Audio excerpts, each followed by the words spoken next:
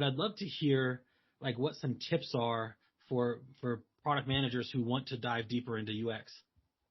Yeah, I would say definitely start by realizing that you're probably not that good of a designer. Even as someone who literally graduated college with an offer to become a UX designer and I turned down the offer, I know that I'm not a great designer compared to the other designers that we have at my company. And my job is to focus on being a product manager, not trying to think that I'm the best designer as well. And I think that that can be a blind spot because everyone's like, oh, well, I have eyes. I can see what's pretty. I can see what looks nice.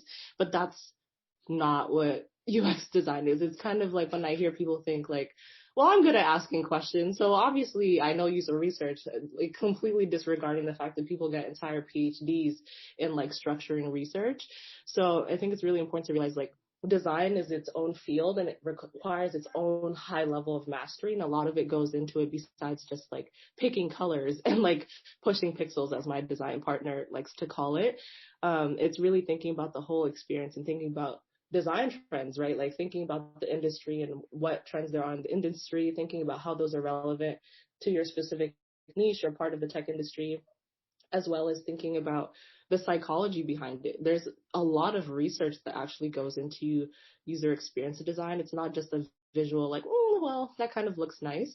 And I think sometimes people can be like, well, I can see whether a box looks nice or not, and then underestimate like how much skill and prowess it actually really takes to be really good at UX design. So 100% definitely appreciate anyone who's trying to understand design better because it helps if you have those skills, but just understand that like as a product manager, you're not also going to become like the world's best UX designer and the world's best software engineer. And I feel like sometimes PMs fail themselves by like thinking that they can do all of those things to like an exceptional level of mastery rather than being good at aligning those said partners, the design partner, the engineering partner, to make the product successful and like leveraging the people who actually do have that high level of mastery.